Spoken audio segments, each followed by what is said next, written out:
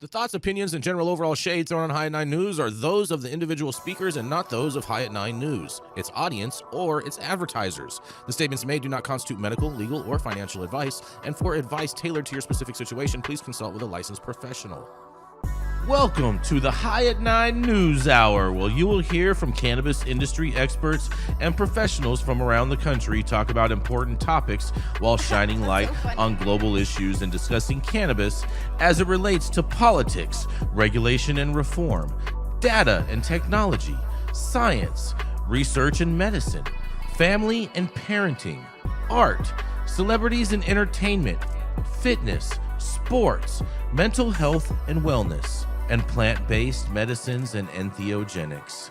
Together, we are building a stronger community, fighting the stigma and creating change. With your host, Jason Beck, joined by special industry expert correspondents from around the country, and daily antics brought to you by cannabis. Coming to you live every Monday through Friday at 9 a.m. Pacific time and high noon on the East Coast. And thank you all for getting high at 9 with us.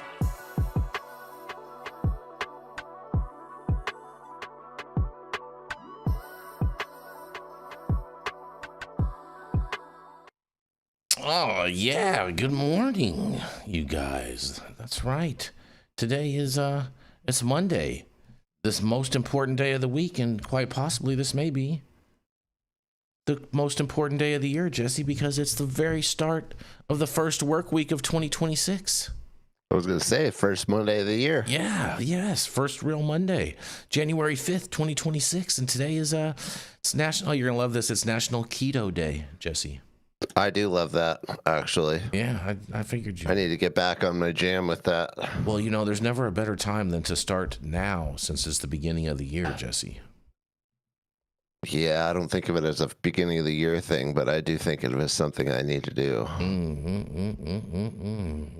I've gained some weight through the holidays. Oh man, you know they say that the average American gains 5 pounds every holiday season, that they never I gained lose. 40. They never lose their entire life.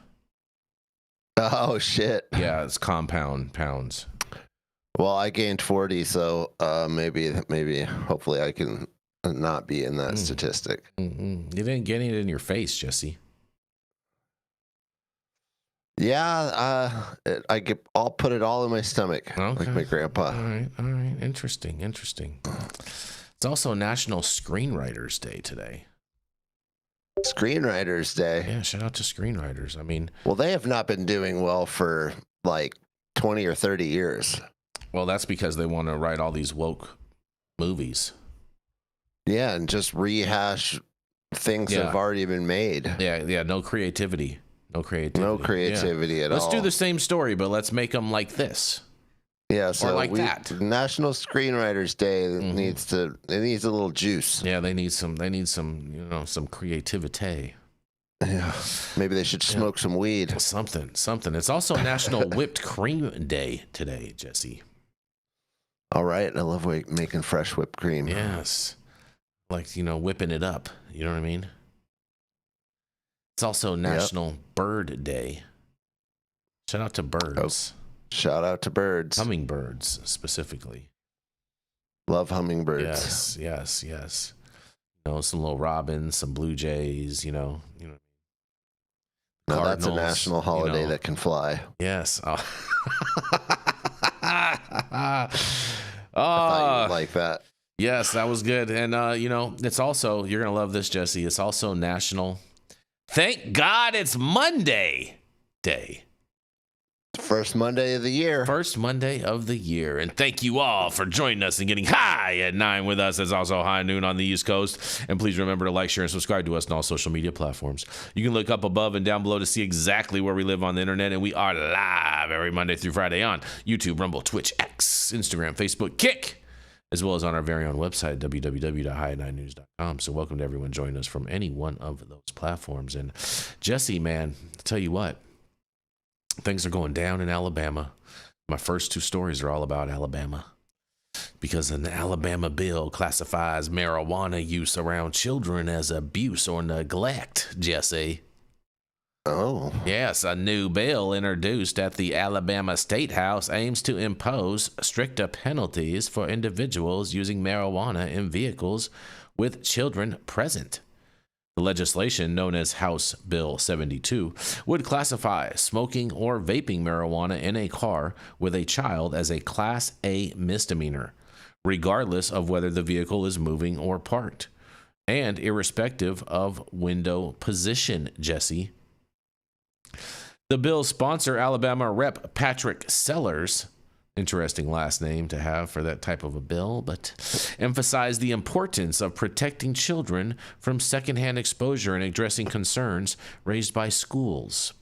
In a quote, I kept listening to the concerns of educators, administrators, principals across the district, and one of the most alarming things is the smell and the sight of usage of marijuana within the cars as they drop kids off, and then kids have secondhand contact, Sellers said.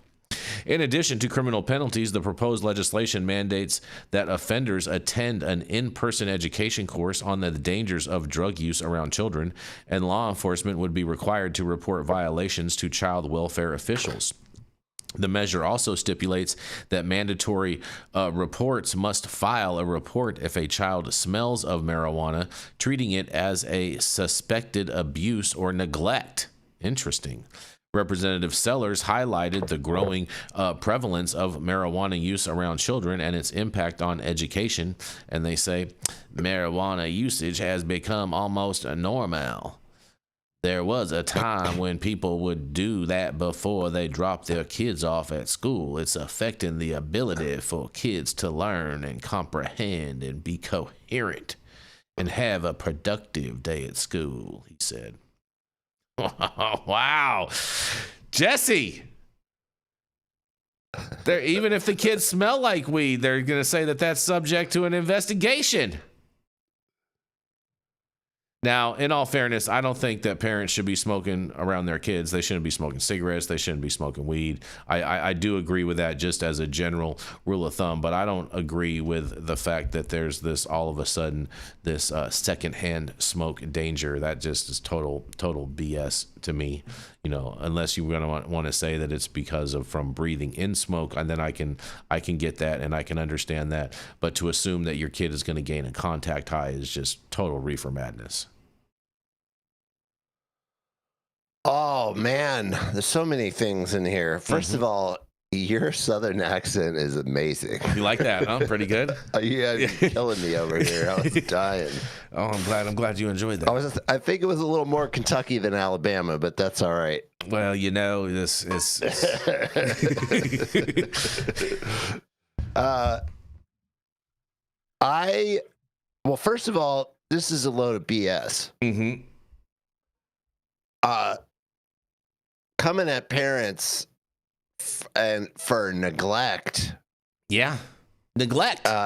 Because you're smoking around your kids is quite the reach, and I mean, there's so much ignorance in here. There's nothing about smoking cannabis around your kid that's in any way harmful. I mean, they can't get high from it. It's not bad for their lungs. I'm just hoping, you know, Jesse. I'm just hoping that when these kids get reported for this, that they're not getting, you know, taken away from their parents and getting sent to like some, you know, Romanian orphanage or something. Well, see, that's the problem with this is that creating something like this then moves it to the next step, because if you can get a neglect charge of some kind, then the next step is having CPS called on you, and you're being under threat of losing your kids possibly for just smoking weed. Mm-hmm. And that's ridiculous. Totally insane. So this is just backwards. I mean, and I would disagree with you. I don't think there's anything wrong with smoking around your kids, as long as it's outside and in a safe, ventilated area. There's no reason to create stigma or create any kind of shame. I'm just saying, or feel any shame for being a cannabis or even a cigarette smoker. If you're a cigarette smoker and you're smoking outside, you don't need to be ashamed. Your kids can be around you. Well, I understand that, Jesse, but I don't think this bill is alluding to that. I think this is like for parents that are inside their house smoking while their kids are getting ready. You know what I mean? They're cooking breakfast, their kids are sitting at the table, kind of thing. I think that's the image that's in their head while they're, you know what I'm saying, when they're crafting this legislation. Well, again, I mean, to me, smoking weed, if you're smoking weed, whatever. Smoking cigarettes is another thing. It's completely different. They're completely different. They don't cause the same kind of lung issues. In fact, cannabis has been shown in studies time and time again that it goes the opposite way. It's actually good for your lungs. Cannabis smoke is actually healthy for your lungs, which seems counterintuitive, but studies very much point to that being the fact. Gwen Barney in the chat, she says, meanwhile, parents get drunk in front of their kids.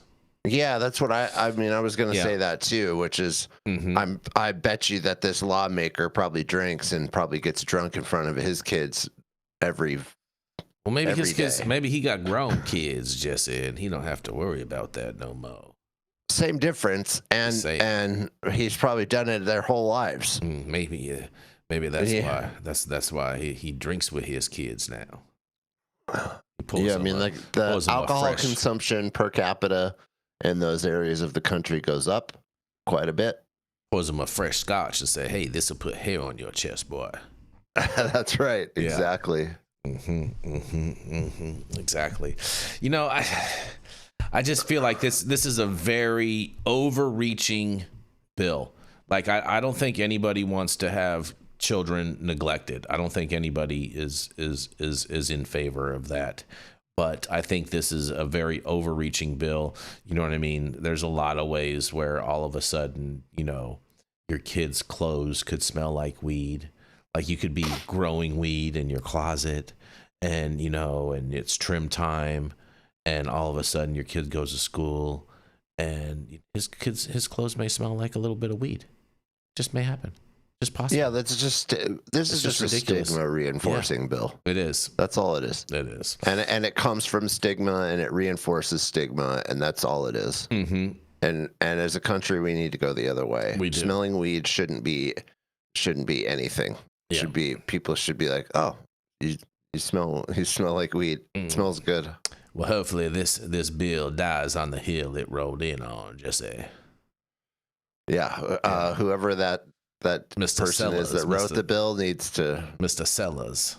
Yeah, he needs to quit. He's trying to sell you some bullshit in this bill, Jesse. Yeah. I'm sure it's not the first time. And on that, we're gonna roll into our first commercial, and we are gonna be right back.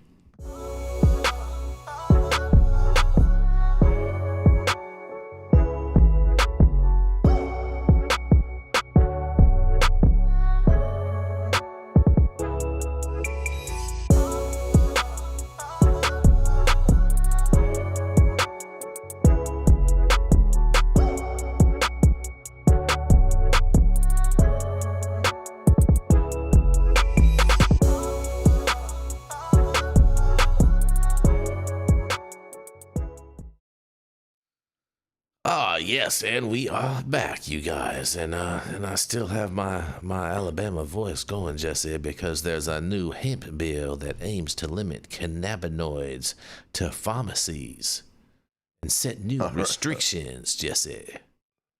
That's right. Senate Bill 1 could further tighten restrictions on hemp and cannabinoid products across the state, building on changes lawmakers approved last year. In 2025, lawmakers passed House Bill 445, legislation designed to bring more oversight to Alabama's fast-growing hemp industry by setting rules for how products containing THC or CBD are manufactured, distributed, and sold. And critics say the law effectively banned nearly all consumable hemp products statewide. Now, a new proposal would go even further by limiting where certain legal cannabinoid products can be purchased, potentially restricting sales to licensed pharmacies only. H. Marty Schlepper, founder and president of the Alabama Cannabis Coalition, says the bill's sponsor, April Weaver, wants strict controls in place from the very beginning. And a quote, she wanted to make sure that she had her legislation, the first pre-filed Senate bill, because she wants all cannabinoids, especially psychoactive cannabinoids, to only be available in pharmacies, Schlepper said. Schlepper argues that the debate over hemp-derived products cannot be separated from Alabama's stalled medical cannabis program, and lawmakers approved medical cannabis legislation back in 2021, but patients still do not have access. In a quote, medical legislation that was passed on May the 6th of 2021 has not been implemented in the state, Schlepper said.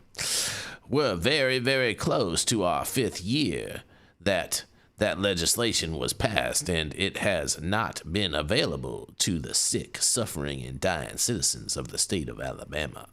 Schlepper worries that adding more restrictions to hemp and cannabinoid products could further complicate access for consumers and patients, and especially as the medical cannabis system remains unimplemented. Lawmakers are expected to take up the bill in committee in the coming weeks, and any changes approved this session could shape how hemp, CBD, and other cannabis-related products are sold in Alabama for years to come. Oh, well, Jesse, sounds like there's some prohibition going on out there in Alabama against this little green leafy substance out there. What are you going to say about this? I think there's going to be a lot more of this. I think Schedule 3 paves the way for states to start acting like this. I think it's going to loosen them up. No, I think the push to put cannabinoids and cannabis in pharmacies is going to be somewhat more common. I don't know how much more common, but I think, especially in states like this. I just feel like they're going to be able to be like, look, Trump clearly said he wants weed to be for medical uses. And so we need to make sure that people have medical access. And I think people are going to be able to push back with those types of arguments. But Jason, the normal person who's not a weed person, when they think of medical access, they think of pharmacies. So the people who are legislators in these states who are not weed people, that's their natural. Well, you know what I think of when I think of medical access for medical products? I think of Fox News commercials, Jesse.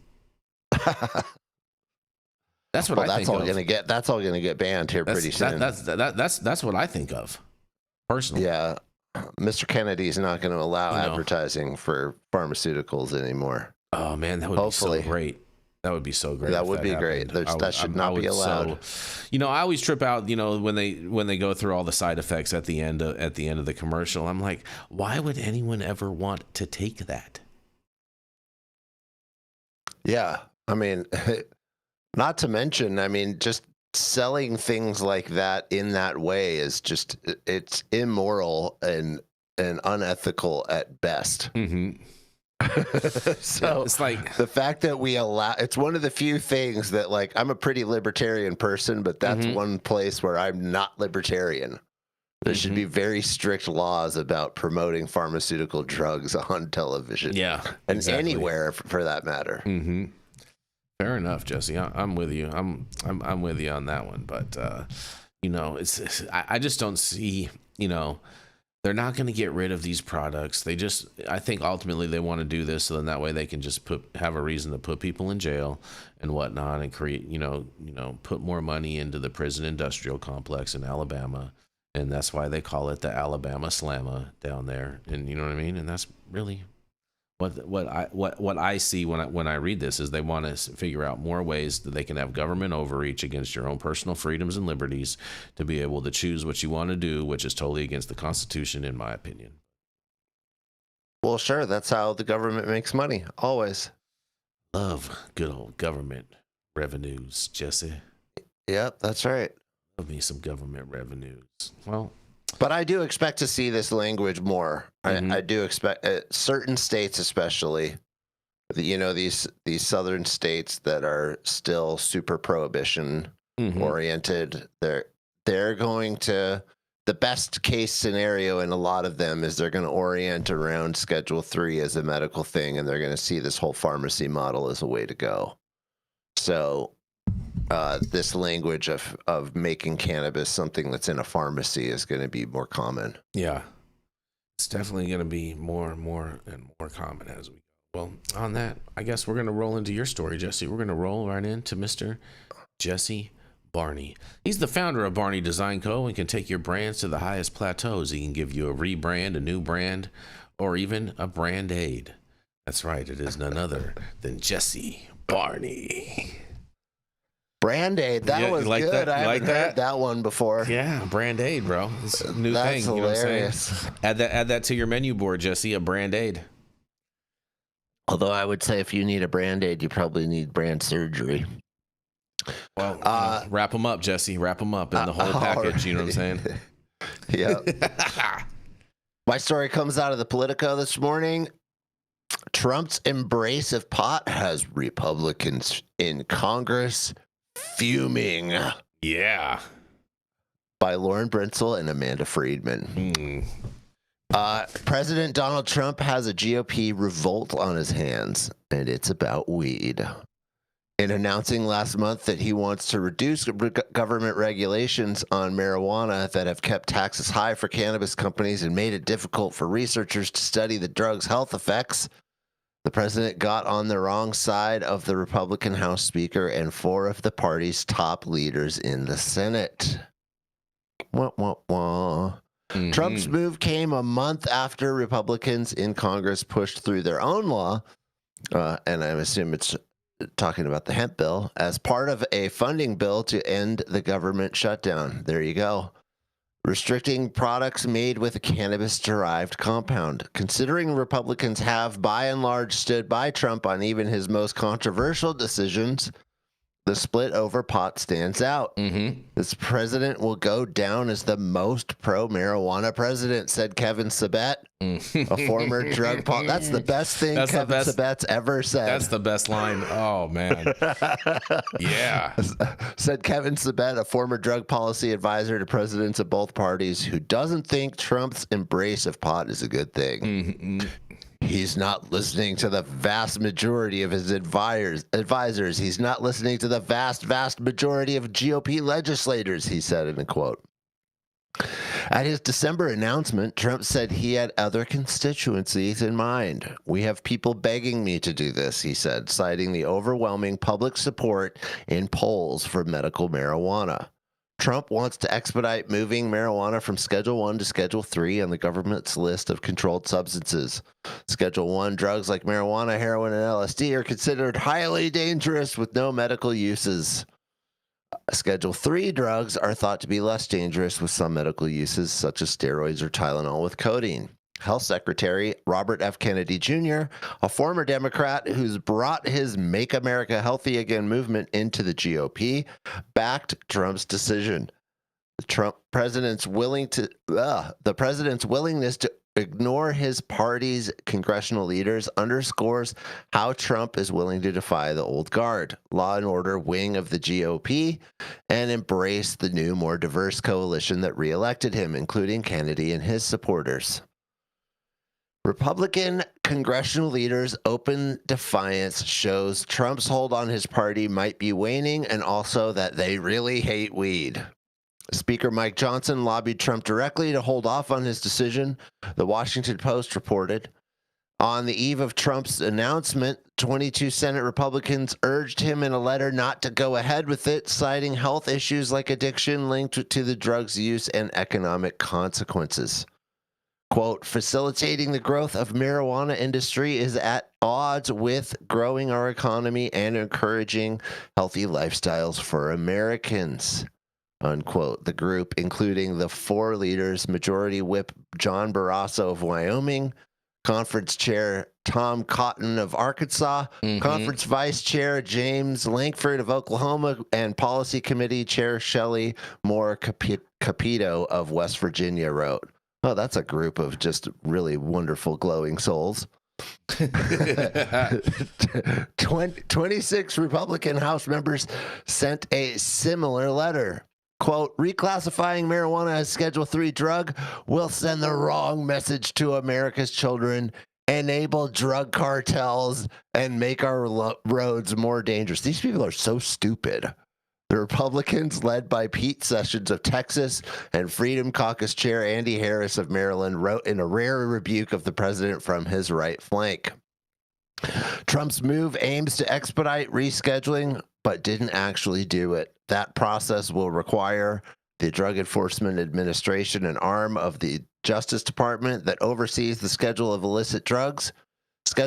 President Joe Biden first proposed rescheduling marijuana in 2024. You know, they keep repeating that, but I don't think he actually did. I think the HHS was actually the ones that proposed it, and he sort of like nodded a yes. That's all he did, but didn't finish before leaving office. Besides easing rules on medical research, rescheduling would allow cannabis companies to deduct their expenses, saving them a lot of money.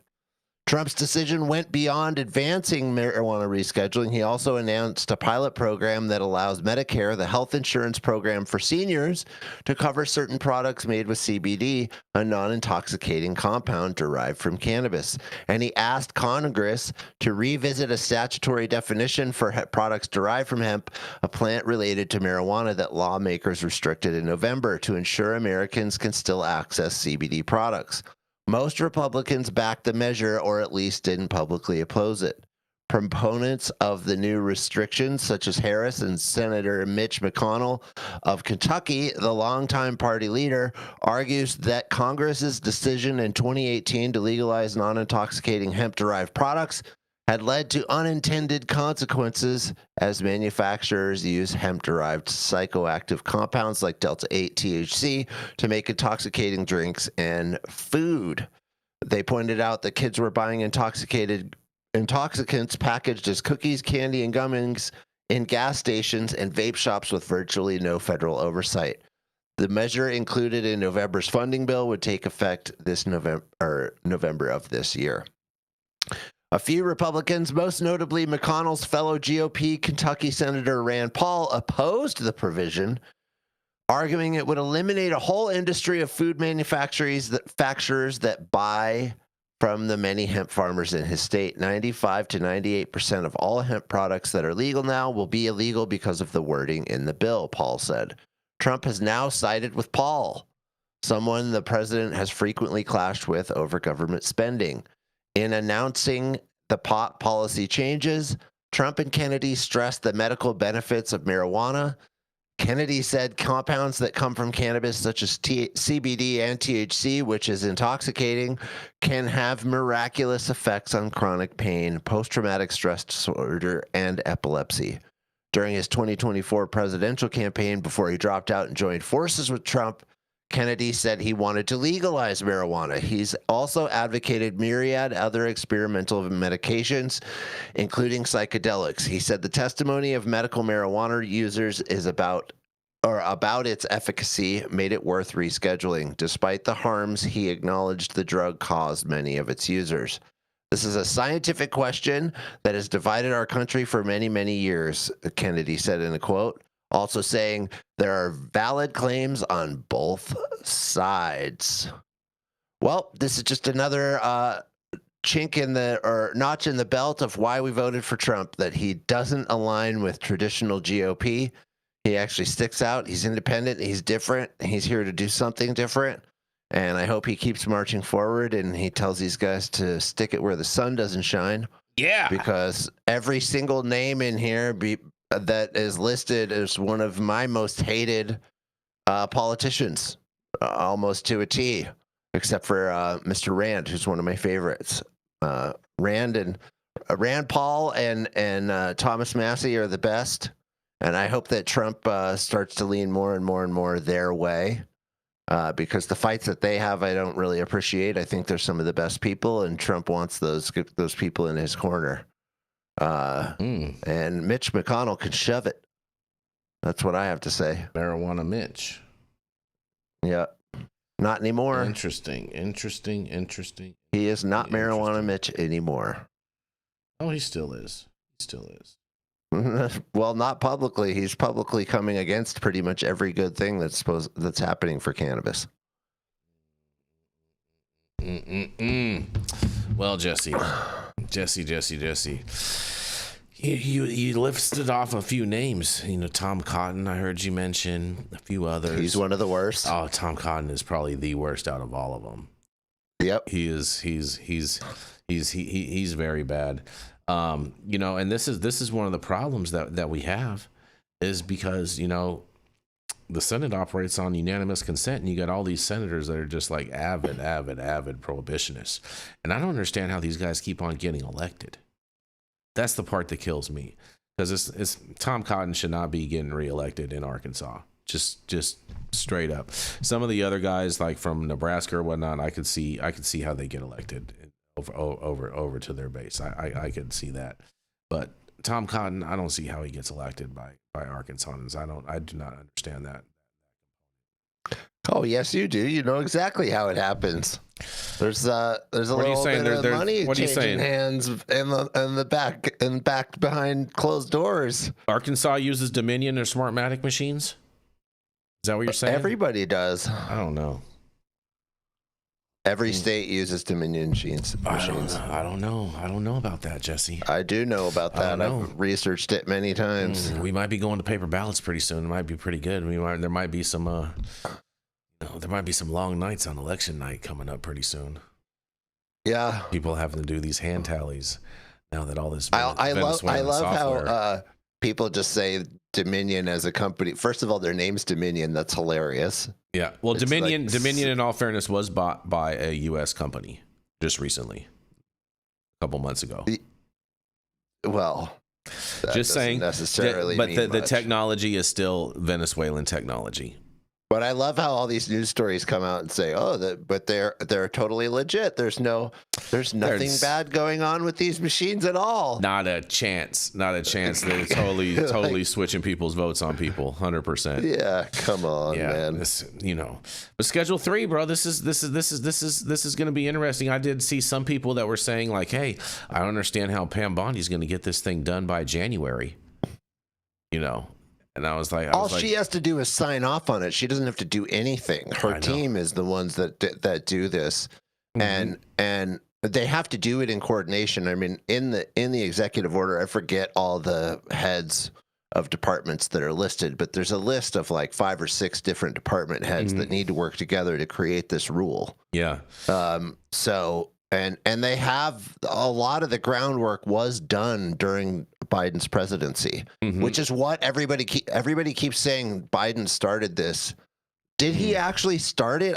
He just kind of affirmed what the HHS said, right? Am I wrong about that, Jason? I think he was the one who actually got the ball rolling. Yeah, but the thing is that presidents get to take credit for whatever happens under their administration, good or bad.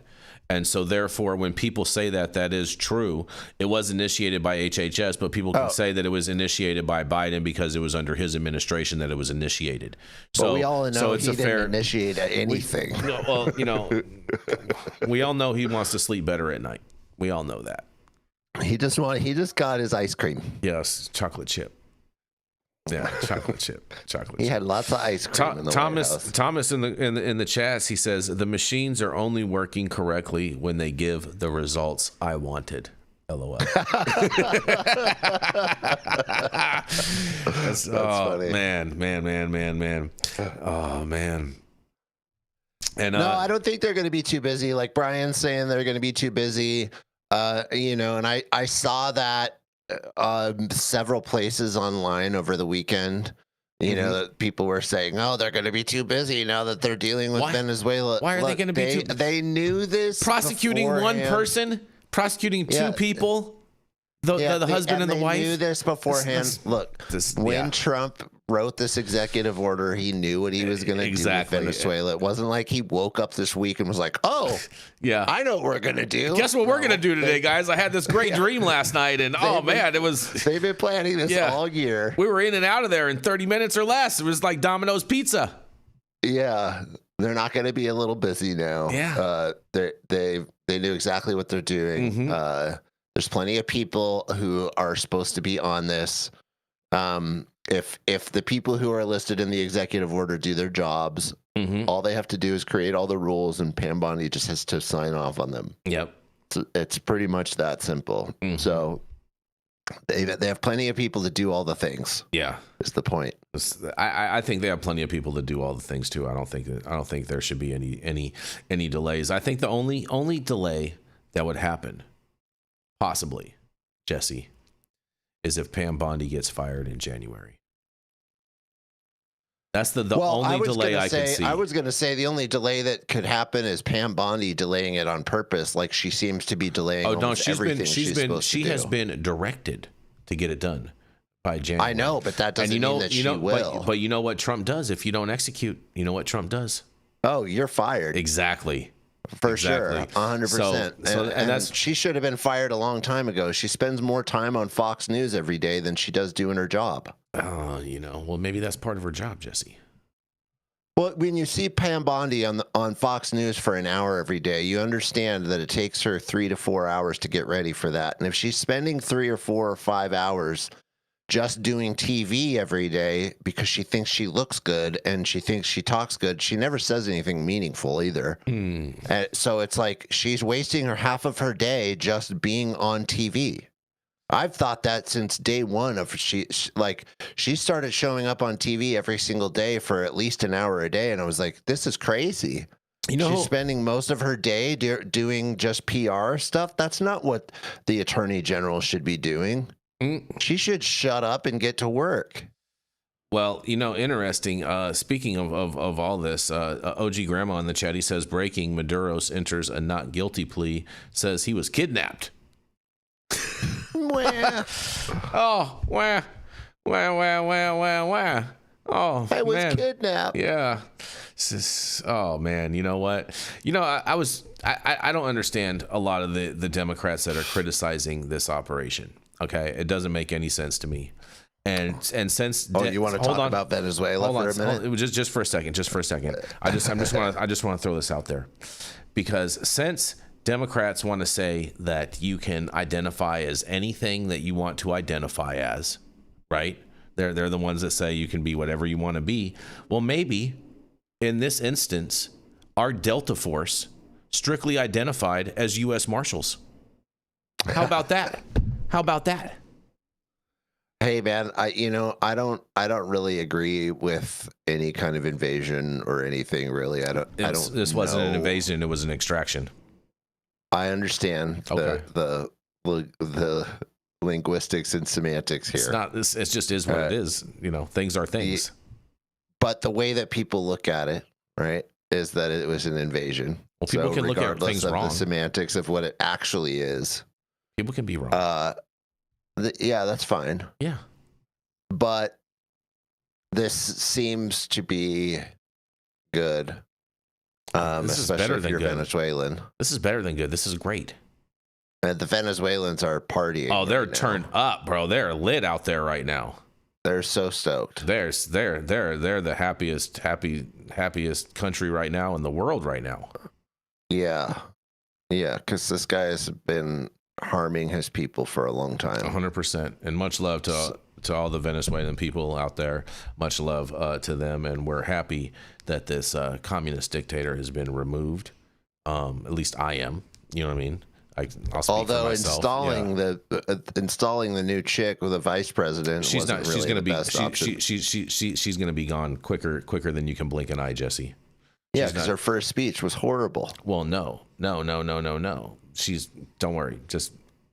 She's not going to be there long. She's not. Well, I would hope not, because she's not much better than Maduro. She's definitely, well, she is a Maduro. You know what I mean? Exactly. That's what I'm saying. So yeah, she's not going to be there that long. Don't worry about that. You know what I'm saying? She's just keeping the seat warm, Jesse. And on that, we're just going to roll into our next commercial, and we are going to be right back. Oh, there. I just ordered the summertime strawberry salad when added steak on top here at Anna's. Make sure you do the same thing too next time you're in downtown Long Beach. Come on down and check out Anna's joint on the 400 block of Pine Street. They have amazing selection of beers, foods, and when you come down here to Anna's, you can even challenge me to a game of shuffleboard if you want to lose.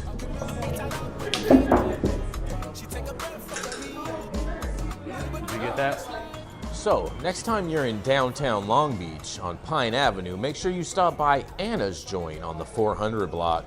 Not only do they have Anna's Joint, this restaurant and bar, but they also have the amazing deli next door. And then next door to that, they have a very exotic flower shop. You may want to stop by and say hi.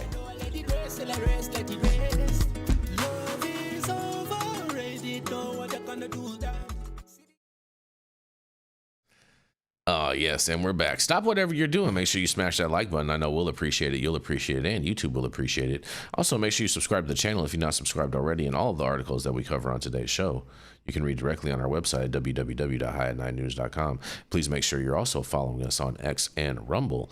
As you know, YouTube can be a hectic environment sometimes, and if you ever can't find us here, you'll always be able to find us there. The Control Tower from Highly Educated has perfected the dab. Utilizing the concept of thin film evaporation, you can waste none of it and taste all of it.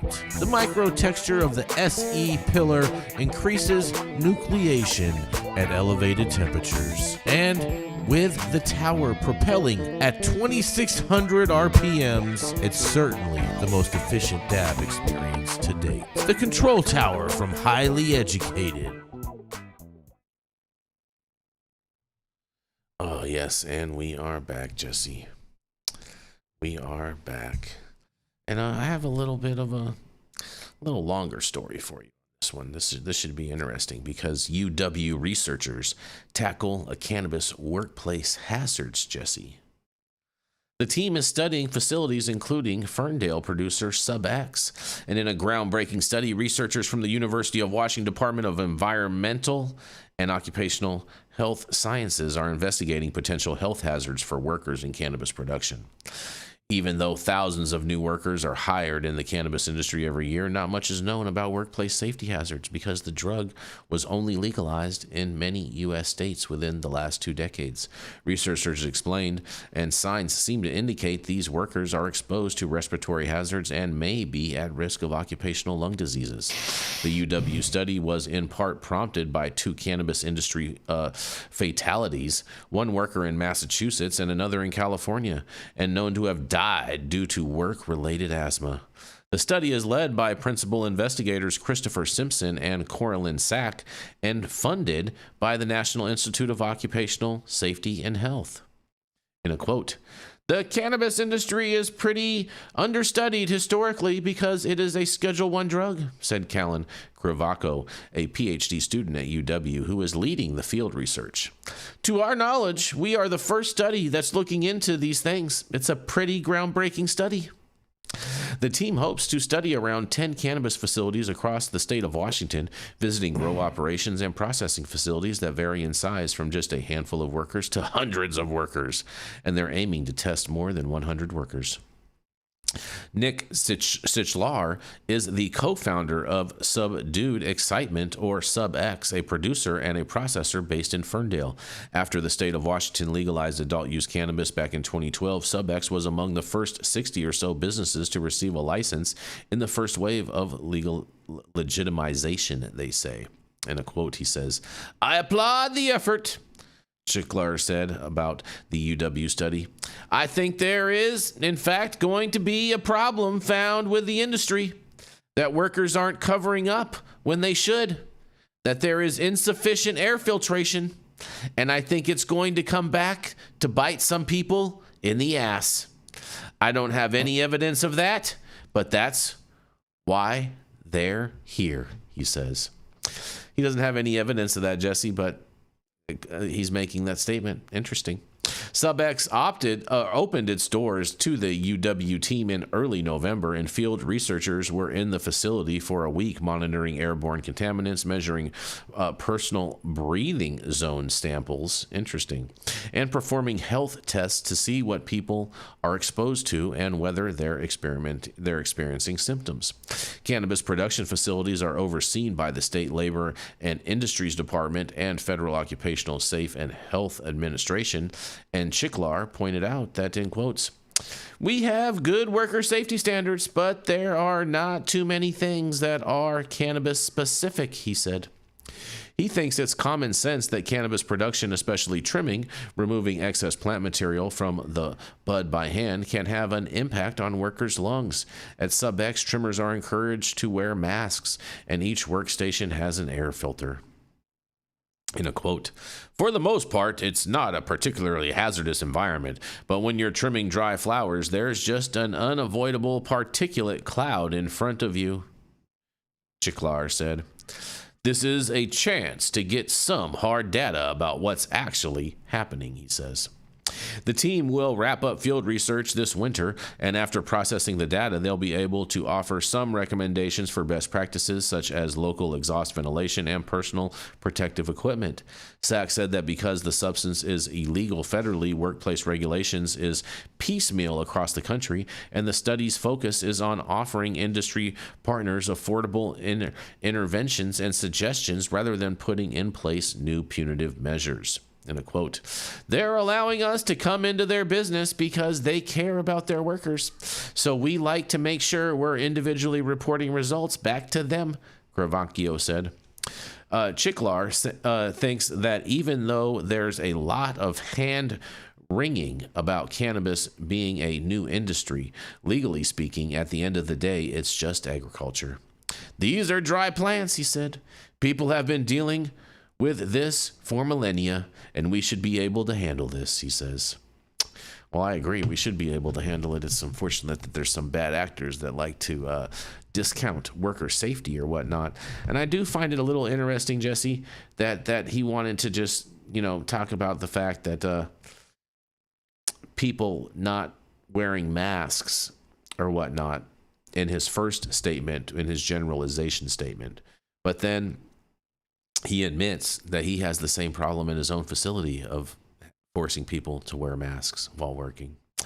I can't wait to hear what you have to say about this, Jesse.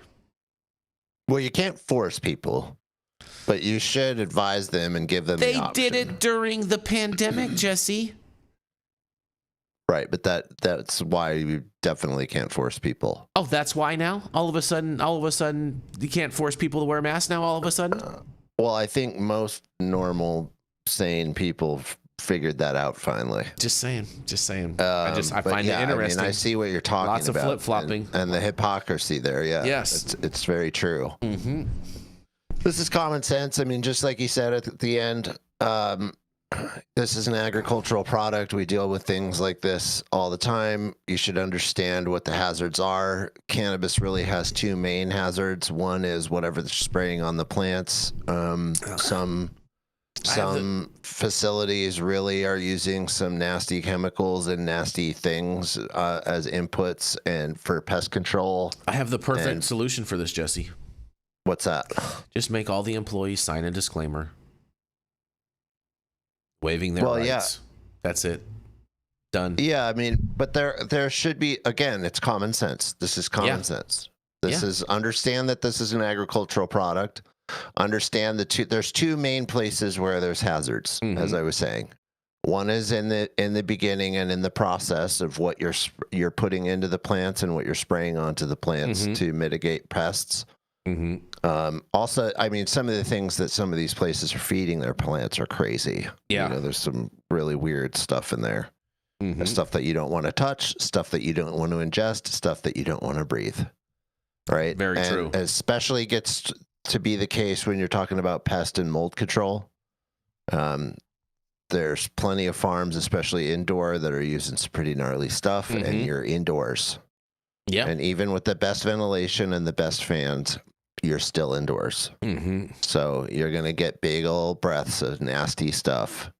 And just a KN95 is not going to cut it. You actually have to wear you have to have a gas mask on. Right. And if you see modern agriculture, right, go look at what people are wearing when they're spraying Roundup on a field and what they're wearing when they're walking through the field. They're wearing a hazmat suit. Yeah. Right. They look like they're in ET. There's a reason for that. Yeah. Okay. Right? So that's one place that you really need to watch. And I don't think that anybody should be growing that way, but people do. So there needs to be common sense around that. If common sense was and so then common. the second place is at the end. There's a lot of particulate in the trim situation. There's a lot of particulate when you're extracting hash, especially if you're doing dry sift of any kind. So there's particulate in the air, and breathing plant matter that's super fine is terrible for you. So people need to be aware of those things and mitigate them. If you're working on a cannabis farm of any kind, you should understand that those two places of hazards are very stark. They're very real. If you're a grower, most of the growers in here, they're in control of their own things, and they already know what they're spraying on their plants, and they already know how to take care of themselves. And they're not going to be stupid about that. But this really goes for most employees. If you're just a trimmer or a harvester, or you're just someone who's in the grow room, pay attention and be aware of what you're handling and what you're around and what's being sprayed. If stuff is being sprayed at all, it's probably not good for you to breathe. Period. No matter what it is. Yeah. So just be aware of that, and then be aware at the end. If you're in the trim room or you're in a dry sift room or something like that, there are precautions to take. Don't breathe particulate, and that is a simple dust mask. So, Jesse, man, I really want to help protect workers, but at the same time, they have to want to protect themselves as well. And so it's kind of a two-way street. You know what I mean with this person, for sure, in my opinion. And yes, employers need to do better, but workers need to do better too. And it's a two-way street. It's a two-way street, guys. Well, unfortunately, big employers like Glass House, and I like to use them to pick on them because they deserve it. But big employers like that, they love taking advantage of ignorant, stupid people. Yeah, but are illegals really employees? Yeah, exactly. That's what I'm saying. They're not. I don't think they're really employees. Well, either they have employees as well. Well, that they do. But the point is that companies like that love taking advantage of ignorant, stupid people. And there are people who, not everybody has an IQ over 120. Some people have low IQs. In fact, I think the average IQ in this country is under 100, which is scary to me. I'm so over 120. I'm like way over that. I know you are, but I don't have to ask, to know that. Yeah. But the average IQ is very low, and IQ is just about problem solving and solving puzzles and figuring out patterns, right? So a lot of people can't even figure out the pattern, like, oh, something's being sprayed in this room, I should be careful. So they probably shouldn't go into a labyrinth, huh, Jesse? No, exactly. We'll never make it out. Oh, man. But the point is that these companies like to take advantage, because that's how they make easy money, right? If you have somebody who you don't have to buy a mask for, you don't have to put up a sign, you don't have to do any management. Yep. You don't need to spend any labor. You just hire the cheapest person who knows the least, who doesn't care about themselves and doesn't have enough common sense. They're never going to sue you because they can't figure out that they should. Yeah. Well, Frank La Barbara in the chat says the CCB in Vermont said this ain't agriculture because it's federally illegal.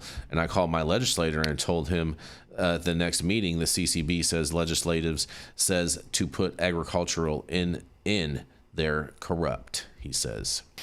Well, and stupid. Yeah, I mean, I think you need to get with the Bernie Bros and tell him that he needs to step it up. And how come this isn't in there, you guys? Because he should be mandating something like that. I mean, after all, you should also point to the Farm Bill, which classification in the Farm Bill is all cannabis sativa L, which is the same definition of cannabis. And so I think you could have an argument, with your CCB over there in Vermont in regards with that,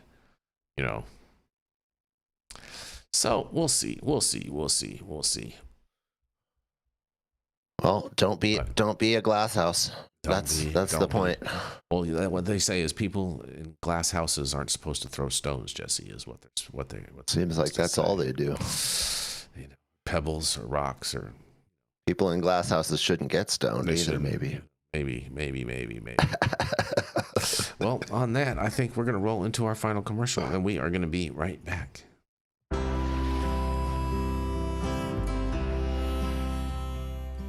Oh man, your knee still bothering you, man? Yeah, my left one, you know? But I'll tell you what, I've been using this new CBD cream, and it works like a miracle. CBDs? I done heard about them CBDs. I was out there on them Twitters the other day, and I heard they get you high as a kite. Well, not this stuff.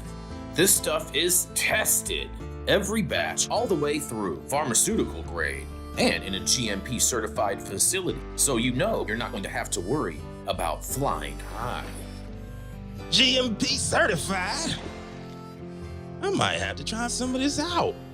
Where do I even find this? You go directly to aimhighhemp.com and they will ship it to your door right away. Tested. It's not a name, it's a promise.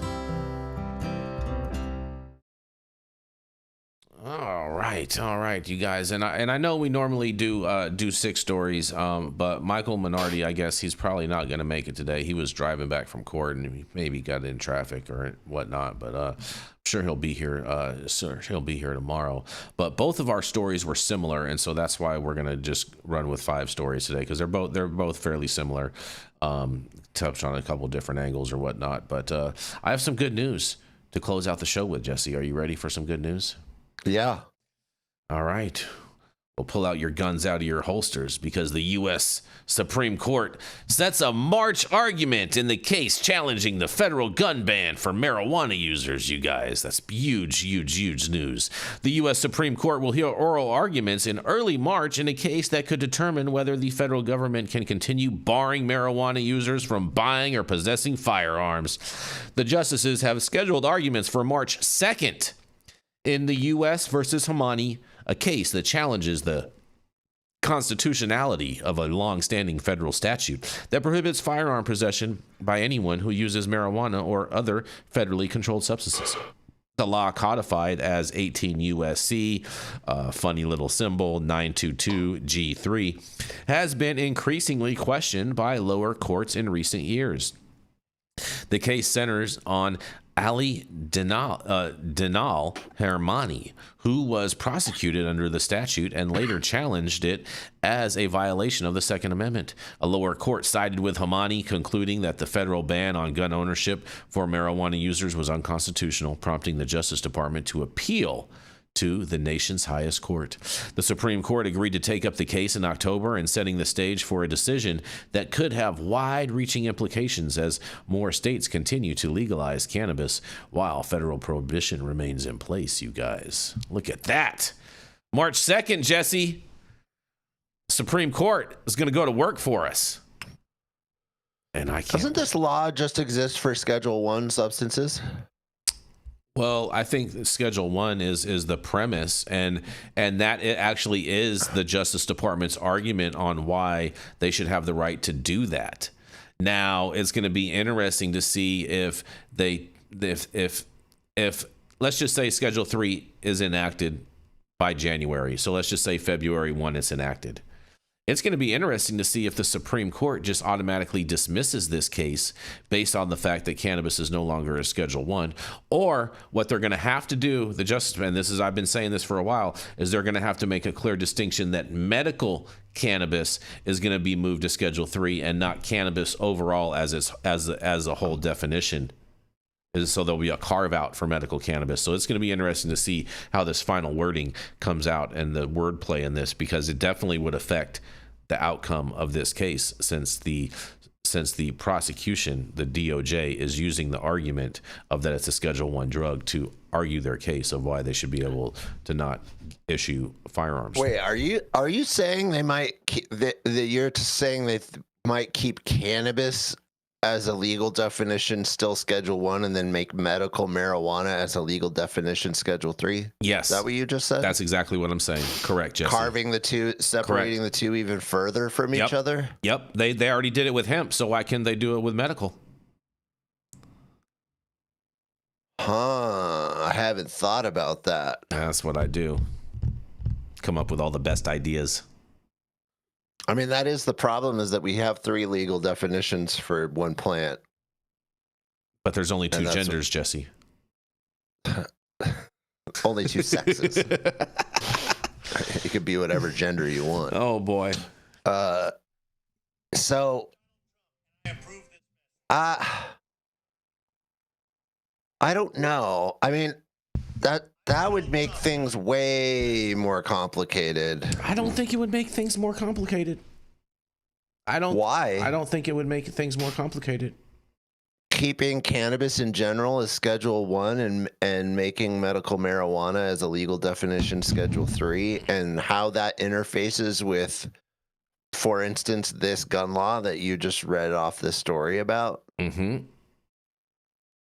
That makes everything way more complicated. So I don't think it makes it more complicated. People who are in the medical marijuana program will be able to have guns. You can shoot them up, bang, bang. Just smoke cannabis in general are not allowed to have guns. So maybe, I mean, something like that. We'll see. We'll see. I mean, ultimately, I think the That's justices. complicated. Well. My point is that's just for the Justice Department's argument.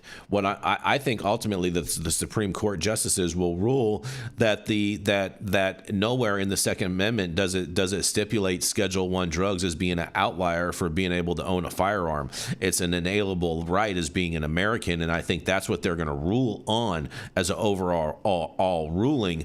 I'm just stating as to what is the argument that the Justice Department is using to justify their position.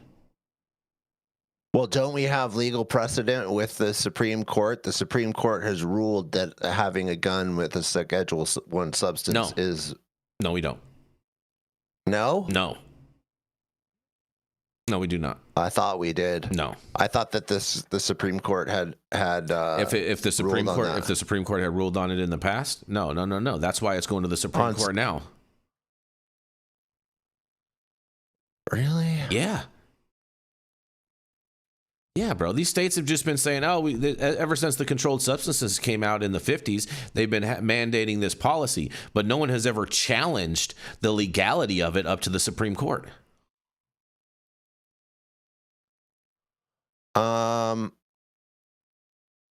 There's no precedent for it. There's zero precedent for this. It's all estates. Exactly. Mm-hmm. Oh, I was not aware of that. I thought there had been some federal precedent. This is, I'm not a lawyer, but I did stay at a Holiday Inn last night, Jesse. Well, yeah, then they absolutely need to visit this. Yes. They should have visited this a long time ago. Mm-hmm. Because we obviously know that it's not constitutional to outlaw someone who's the Constitution does not say the Constitution does not say if you consume cannabis or if you consume a Schedule 1 drug, your Second Amendment rights are banned. It's a federal law under 18 USC 922. Correct. But the Supreme Court has never ruled on whether that law is constitutional or correct. Not. Oh, correct. Aha. Correct, Jesse. Now, yeah. Okay. We got Jesse back up to speed, you guys. All right. Yeah. All right. I'm here. Right. I made it. I love it.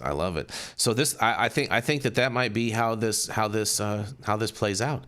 That and that may force the Justice Department to create the secondary carve out for definition of medical cannabis being something that is prescribed or recommended by a physician for the use thereof and could come in any form or whatnot of any product and and so forth and da.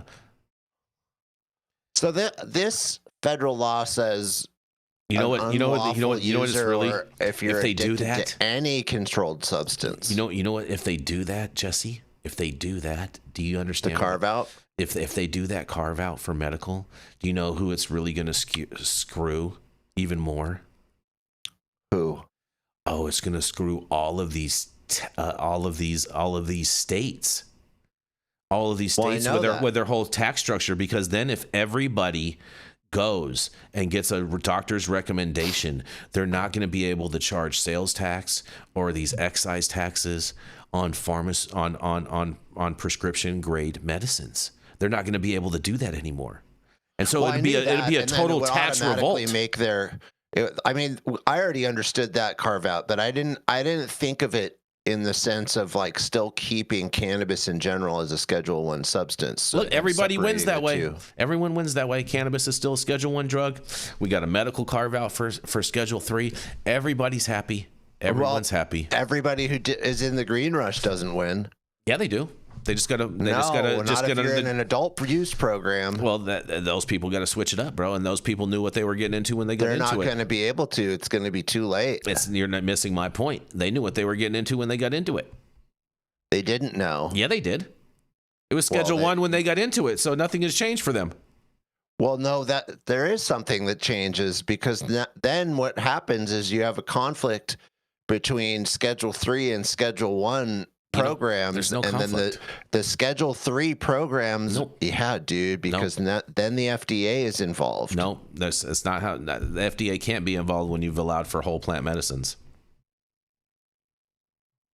Well, no, but that's what the executive order is telling them to figure out. Is it explicitly says they're just going to have to treat it as a nutraceutical, Jesse. They're going to have to say we just can't, we're when it comes to single compounds, we can create pharmaceutical drugs with it. Well, we don't know that, but still, this is how it's going to play out. Regardless of that fact, whether it's a nutraceutical or whatever it is, the FDA is still involved. The FDA is going to have a very hands-off approach, I feel, when it comes to this. Very hands-off. I don't think so, dude. I think that's the whole point of making it a Schedule 3 FDA enforceable substance. I think if you are making, special formulated compounds and whatnot, that's when the FDA is going to get involved. But if you're just talking about weed which sales, is all hash, no, it's not. I wouldn't. Why wouldn't that be a specially formulated compound according to the FDA? It wouldn't, because it wouldn't be. When I say specially formulated compounds, I mean like if I'm not trying to throw anyone on the bus. I'm just trying to paint an example. Like those level products. How they have the tablets that are just like straight THCV, CBDA, CBG, all of that. Those, I would see those as being those types of products that FDA would have some type of jurisdiction over. If you had a tincture that was a specific, 1-to-1 type of formulation, 30-to-1 formulation, things, I could see them having things like that, jurisdiction over that. But as far as whole plant medicine, no, they're not going to be able to touch that with a 10-foot pole. Well, that just wouldn't make sense with making it Schedule 3 then. Yes, it would. No, it doesn't. It does. It does, because the whole real point of Schedule 3 is to provide 280E tax relief to MSOs. Let's just keep shit 100, okay? That's the whole purpose of it. But it's not even going to do that. Well, it will, because most of these MSOs that are lobbying for it, like in Florida, have medical-only licenses, Jesse. In medical-only states where they have medical-only licenses, exactly, yes, that's not the majority of the business that they're doing across the country. But hold on, Jesse. But like I said before, I've already pre-stated this in the past, that if I'm a business owner, if like I have stores, right? So now what I'm going to do is I'm going to partner with a doctor like Dr. Talleyrand or someone like that, and I'm going to do virtual appointments in the store. Where people can just, create basically the whole paper mill model. You know what I mean? And every single one of my customers is going to become a patient. And then that way... Someone's got to stop texting you right now. Then that way... I mean, the boss is actually just agreeing with me. He was actually texting me and say, "You're right on, Jason." That's really what that was. But nonetheless. But yeah. So that... And then that way you're covered under medical, and you can operate under both auspices, Jesse.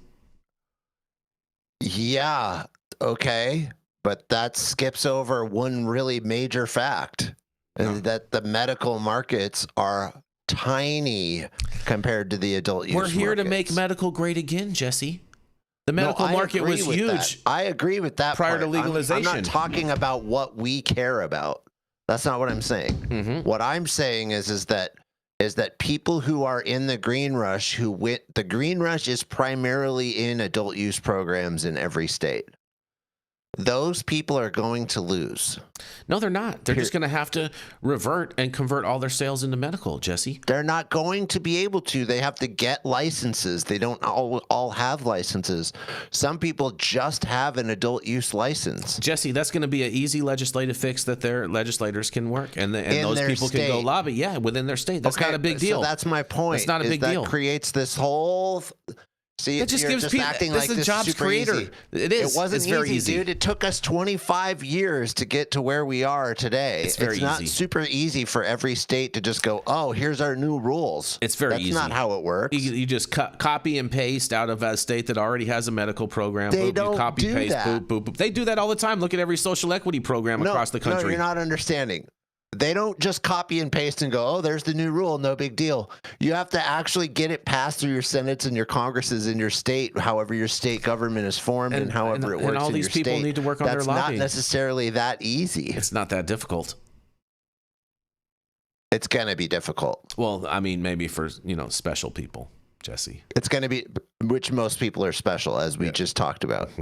So it's going to be difficult. Maybe they should hire someone like me to go and talk to their state representatives, because I'll get it done like that. Yeah, but that's not going to happen. Well, I'm just saying, maybe it will. You never know. I get it. If look, you're saying if everybody was reasonable and smart, they would just do this in the simple way and pass it very quickly. That's not how it actually works, though. That's my point. And the thing is that fine with that. This is going to benefit Schedule 3 if it goes this way. Mm-hmm. The way that you described it, it's going to benefit a very small amount of companies compared to the size of the overall cannabis That's what I've been market. saying from the beginning. Yes, I believe that. I don't believe it's going to benefit every single company. Not a chance. No, it's going to benefit a very small portion of companies. A carve out, Jesse. And a very small portion of like, even if you're an MSO, a lot of MSOs have adult use licenses. And if it goes that way, their adult use licenses are going to be dead in the dirt. No, they're not going to be dead in the pointless. dirt. They're going to have the same value that they have today. And what they're going to need to do is focus on converting all of their adult use customers into medical patients. It's not that difficult. No, adult use programs will become more illegal than they are now. They're not going to become more illegal, bro. They're just Yes, as illegal. they No, they're will. not, because they're a Schedule 1. They're not going to become more illegal all of a sudden. They're always just as illegal as they are already. But that's where I disagree with you. I don't think they're going to keep cannabis as a Schedule 1 substance and carve out medical. I think they're just going to say the only definition is that it's medical. I don't know, Jesse. We'll see. And then if that happens, which I think is exactly how the executive order is written for it to be intended to happen, then adult use programs will be more illegal than they are now. I don't think they're going to be more illegal. That doesn't make sense to me. You can't get more illegal than they already are now. That doesn't make sense. Yes, you can. It can be more regulated. Right now, we've talked about this a million times. If it stays Schedule 1, the beauty of Schedule 1 is that it's not regulated at all. You can't regulate it because it's defined as not exactly. medical. So how's it going to get more? How's it going to get more illegal then, Jesse, than a Schedule 1 drug? How does that happen? I just explained it. Is it going to become a Schedule 0 drug that's more illegal than Schedule 1? No. Schedule 1 is not regulated at all, so it's very much like it's outside of the box. I totally get that. The moment you make it Schedule 3, now it's inside of the box, so there's more regulation and there's more enforcement. That's only medical. 100%. That's only medical that's going to be subject to that. Okay, so then you're getting back to the legal semantics that we're talking about, which is if they do a carve out and keep cannabis as a Schedule 1 substance, you're right. Then adult use programs will stay the same as they've been forever. That's what I'm saying. I don't think that's what's going to happen. Oh, time is going to tell, and we're going to because that doesn't make any sense. It actually does from a governmental perspective. It makes perfect sense. It makes sense to us. Me understanding how government works, it makes perfect sense. I think it's more understanding how weed works. Same thing. I don't know. Well, I don't know. We're gonna find out. Yeah. I don't think you're right. I don't think they're gonna carve it out like that. I don't think when they mean carve out that's what's gonna happen. Jesse. I think it's all I think they're gonna make it one. I think that cannabis overall is going to be declared a medical marijuana product. That's it, period. And it's going to be Schedule 3. The end. Can you do me a favor, Jesse? Yeah. Can you hand me the scalpel? Because I'm about to carve out the medical. Just saying. I hope. Look, I hope I'm wrong, but I just don't. I don't see how that could happen. Fair enough. Well, I don't see them protecting the adult use programs under Schedule 1. If they're going to do that, here's the only way that they actually do that. The only way that they actually do that in a legitimate way, which is the only thing that really makes sense if you're going to make it Schedule 3, is to take cannabis and remove it from the schedule completely. And then make medical marijuana medical, and then leave the adult use programs open to the states and actually make them legal. And then everybody can get 280E protection, and everybody can start to bank. And then everybody, I don't think that's going to happen. That's not you're I don't wishful think thinking. they want state adult use programs to be bankable. I don't think they want them to have to. I think they want to keep collecting all the tax money and not let them write off anything. Fair enough. And on that, thank you all for joining us and getting high at 9 with us every Monday through Friday at 9 a.m. Pacific and high noon on the East Coast. And big shout out to our audience and supporters for tuning in daily and listening to the insanity that is the developing cannabis industry. Huge thank you to Catalyst Cannabis for helping us keep the lights on, and thank you to our correspondents for being absolutely amazing. Thank you to Cannabis Sativa L for giving us a reason to do this every day, and thank you to Cloud Media partners Elias and Gabriel. They're somewhere in the metaverse. And thank you all for tuning in and getting high at 9 with us. We are America's #1 daily cannabis news show, patented and trademarked.